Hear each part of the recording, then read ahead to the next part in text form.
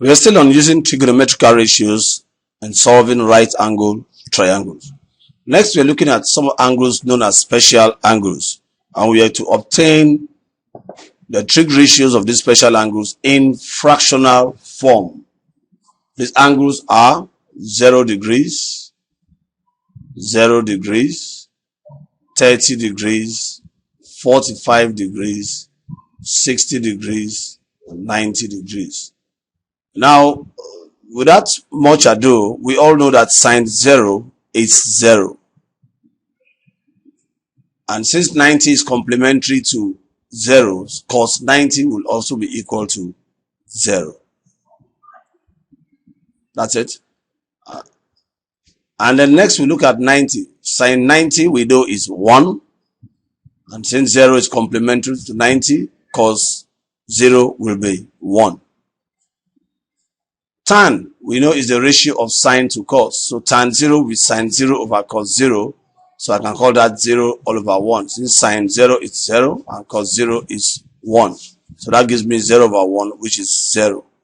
And tan 90 will be what? Sine 90, which is 1, divided by cos 90, which is 0.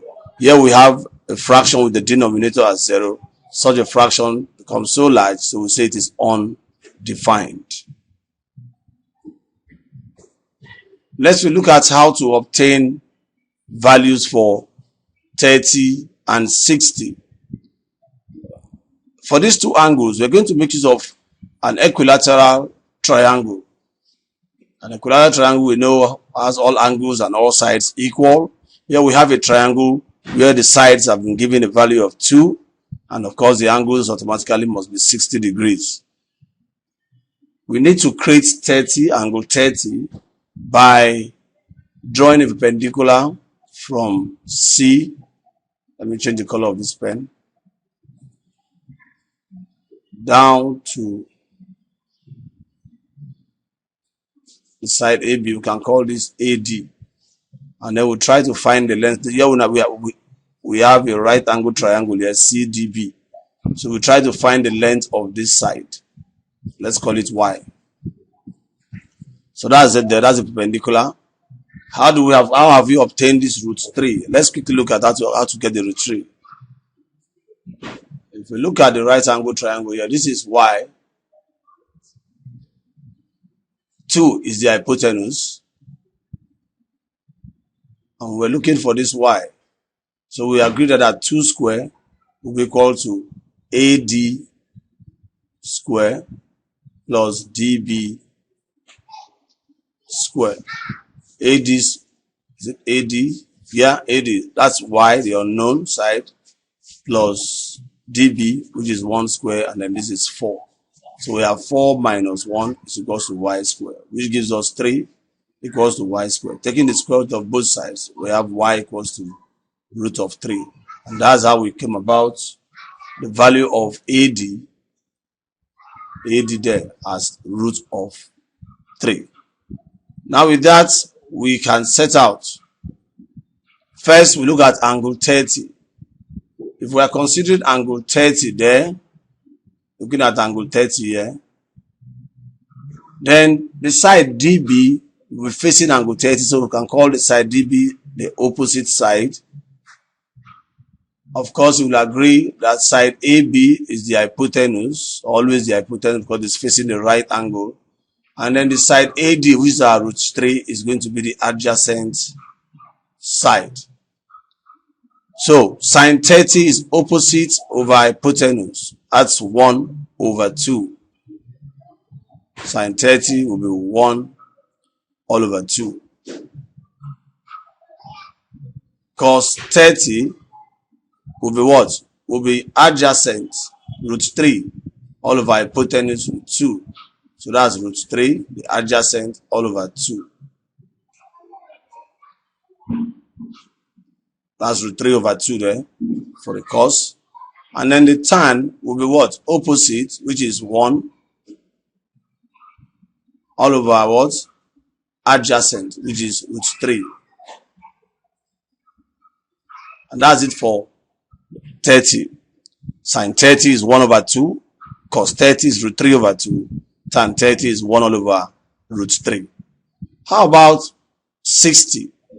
For 60, we change our orientation. We are now looking at angle 60. Which side will be the opposite? Sorry, let me change the marker. Now I'm now looking at this as my considered angle. So root 3 as this AD becomes the opposite side. Root 2 remains the hypotenuse, it is facing the right angle, and DB is now the adjacent side. So there's a change of rules there. Now cos sine 60 first.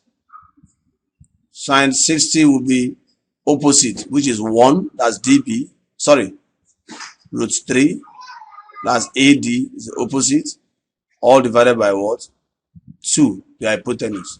Cos 60 is adjacent, which is 1, as you can see there, all over what?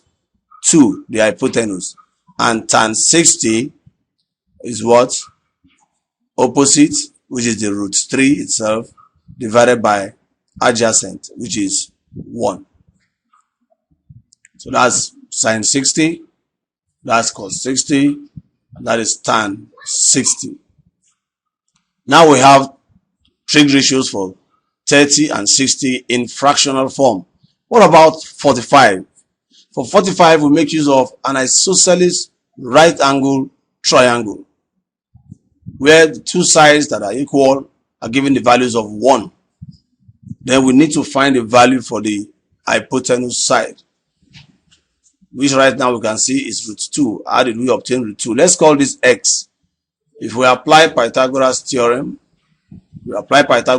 this will be x squared equal to 1 square plus 1 square, where x is the hypotenuse and then the other two sides are 1 and 1. You agree this is 2. So x squared is 2 and my x is therefore square root of 2. So that's how we obtain root 2 there. That's how the value root 2 is obtained. So if we are looking for sine, so let's take any of the 45, any of the angles. This is 45 degrees. Let's use that one. Then this will be my opposite. Of course, we know the hypotenuse is always the one facing the right angle. And then this will be the adjacent. Sine 45 will be opposite over hypotenuse. Opposite is 1. Hypotenuse is root 2. So I have 1. Sorry, let me change the color of the marker. That will be 1 divided by root of 2. That's sine 45. Cos 45 will be 1 all over root 2 also. Why? Because that's adjacent, giving us the value of 1. And then the hypotenuse is root 2. Tan 45 is opposite is 1. Adjacent is 1. So 1 over 1. That will give us that. So let's type this out. That's sine 45, 1 over root 2. Cos 45, 1 over root 2. And tan 45 is 1. So that's how to get the trig ratios of these special angles in fractional form. But how can I remember this in the case of an examination? Let's go through it very fast. Without these diagrams anymore, no triangle. Let's see how I can remember this. There are certain trig ratios we know by heart. We know that sine 0 is 0. And we know that sine 90 is 1. With this, I can get cos 0. Knowing that cos 0 is the same thing as sine 90. Why? Because 0 and 90 are complementary. Therefore, the cos of 0 will be equal to the sine of what? 90. So that gives me 1 there. And then the cos of 90 must be equal to what? Must be equal to the sine of 0. And we know the sine of 0 is 0. So therefore, cos 90 is equal to 0. Sorry. Then how about the tan of 0? Well, I don't have a diagram here, but I know that tan is the ratio of sine to cos. So tan 0 must be equal to sine 0 over cos 0. Likewise, tan 90 must be equal to sine of 90 divided by cos of 90. So tan of 0, tan 0 is sine 0, which is 0, all over cos 0, which is 1. Of course, 0 over 1 we know will give us 0. How about tan 90? Tan 90 will be what? 1. That's sine 90 divided by 0. Now 1 over 0 is undefined. So that is undefined. So straightforward. Next, I look at 30 and 60. It is generally known that sine 30 is 1 over 2 at 0.5. I look at what's the complement of 30. That's 60.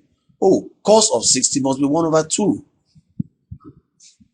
Now, root 3 over 2 is a very popular value. So I put it there for sine 60. And I also put it there for cos 30 because 30 and 60 are complementary. That's the only thing I need to memorize. And again, I know the ratio of sine to cos will give me tan. So to get my tan 30, I simply divide sine 30 by cos 30. 1 over 2 divided by root 1 over 2 divided by root 3 over 2. 1 over 2 divided by root 3 over 2 will give me 1 over 2 times 2 all over root of 3. This cancels this, and that gives me 1 over root 3. For tan 60, the reverse is the case here, so I'm going to get straight away root 3. Now, sine 45 and cos 45 are equal. So tan 45 will be 1 because tan of 45 is sine 45 over cos 45. This we have to find a way to memorize. It is 1 all over root 2, and then this is 1 all over root 2. Practice this severally and you get used to it. We'll make use of this in subsequent videos.